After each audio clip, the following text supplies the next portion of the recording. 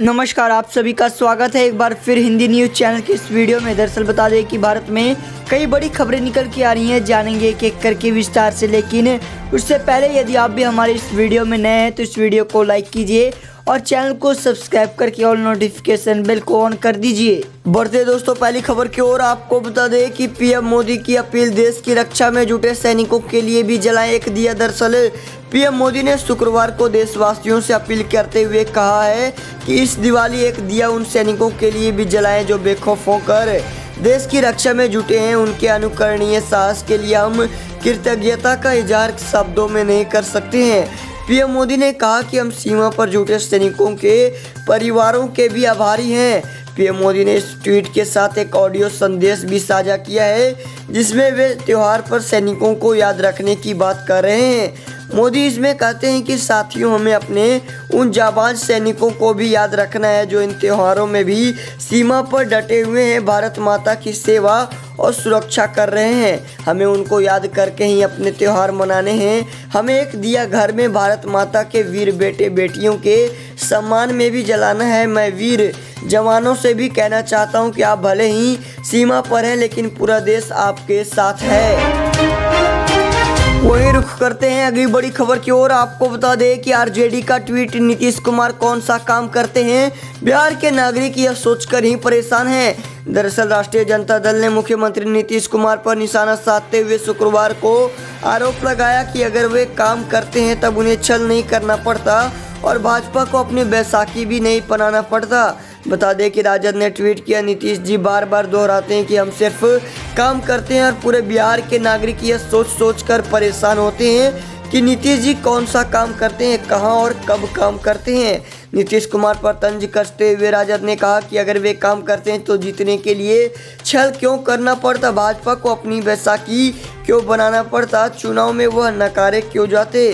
गौरतलब है कि एक दिन पहले ही राजद नेता तेजस्वी यादव ने कहा था कि जनता का फैसला महागठबंधन के पक्ष में है। वहीं चुनाव आयोग का नतीजा राजद के पक्ष में आ गया। बता दें कि उन्होंने कहा कि नीतीश कुमार तीसरे नंबर पर आ गए हैं और बिहार के लोगों ने जो जनादेश दिया वह बदलाव का जनादेश है। उल्लेखनीय है कि बिहार विधानसभा चुनाव में बेहद रोमांचक मुकाबले में नीतीश कुमार के नेतृत्व वाले राष्ट्रीय जनतांत्रिक गठबंधन ने 243 सीटों में से 125 सीटों पर कब्जा कर बहुमत का जादुई आंकड़ा हासिल कर लिया।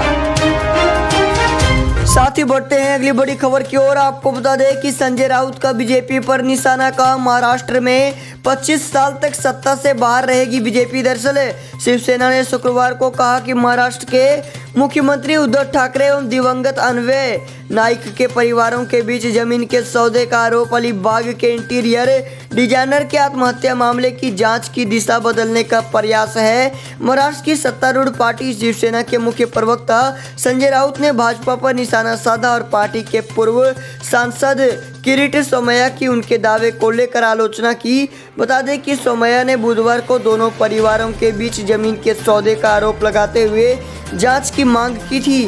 प्रदेश में मुख्य विपक्षी दल पर हमला करते हुए राजद ने कहा, हम यह सुनिश्चित करेंगे कि महाराष्ट्र में भारतीय जनता पार्टी लगातार 25 सालों तक सत्ता से बाहर रहे।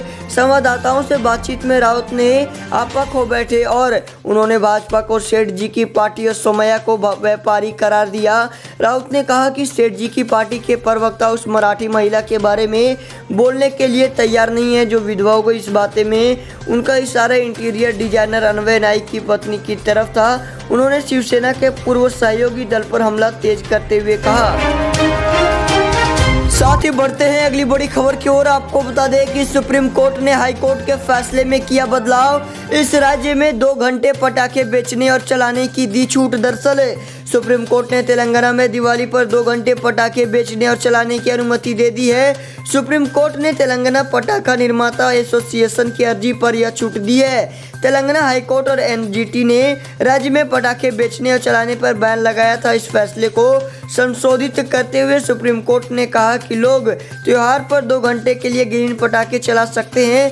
यह छूट सिर्फ दिवाली के लिए है। बता दें कि प्रदूषण और कोरोना को देखते हुए ज़्यादातर राज्य सरकारों ने पटाखों पर बैन लगाया हुआ है। बता दें कि तेलंगाना में भी हाईकोर्ट ने पटाखों पर बैन का आदेश दिया था, जिसके खिलाफ तेलंगाना पटाखा निर्माता उन्होंने सुप्रीम कोर्ट में अर्जी लगाई थी। राष्ट्रीय हरित न्यायाधिकरण ने देश भर के प्रदूषित शहरों और इलाकों में पटाखे चलाने पर प्रतिबंध लगाया है। इससे पहले एनजीटी ने सोमवार को आदेश जारी करते हुए 30 नवंबर तक दिल्ली एनसीआर में पटाखे जलाने पर पूरी तरह पाबंदी लगा दिया था।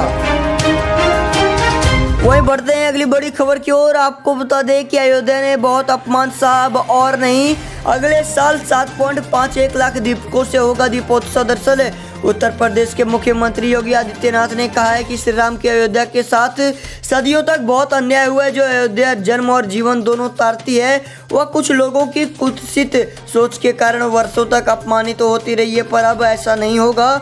मुख्यमंत्री ने शुक्रवार को अयोध्या में आयोजित दिव्य दीपोत्सव में श्री राम के प्रतीकात्मक राज्याभिषेक करने के बाद प्रदेश को संबोधित कर रहे थे। योगी ने कहा कि अयोध्या को उसका गौरव मिलेगा, हम इसे वैदिक सिटी के रूप में विश्व मानचित्र पर गौरव दिलाएंगे। कहा कि अयोध्या ने बहुत अपमान सहा, पर अब ऐसा नहीं होगा। उन्होंने कहा कि आज जिस अयोध्या में दीपोत्सव मनाया जा रहा है, 3 वर्ष पहले तक कुछ लोगों को अयोध्या का नाम लेने से डर लगता था, अब सब बदल गया। लोग अयोध्या आना चाहते हैं। इस बार हमने 5.51 लाख दीप अयोध्या में जलाए हैं, पर अब अगले साल 7.51 लाख दीपकों से अयोध्या रोशनी करेंगे। बढ़ते अगली बड़ी खबर की ओर। आपको बता दें कि टिकटॉक से बड़ी खबर। अमेरिका ने कोर्ट के फैसले के बाद टिकटॉक से प्रतिबंध हटाया। दरअसल 13 नवंबर अमेरिका के कॉमर्स डिपार्टमेंट ने टिकटॉक से प्रतिबंध हटा दिया है। यह आदेश गुरुवार रात से प्रभाव में आ गया है। इस प्रतिबंध के कारण यह ऐप अमेरिका में डाउनलोड नहीं किया जा सकता था। वर्ष की रिपोर्ट के अनुसार पिछले महीने पेंसिल्वेनिया में एक संघीय न्यायाधीश से निषेध आज्ञा का हवाला देते हुए कॉमर्स डिपार्टमेंट ने कहा कि वह एक ऐसे आदेश को लागू नहीं करेगा जिसने टिकटॉक को बंद करने के लिए मजबूर किया होगा।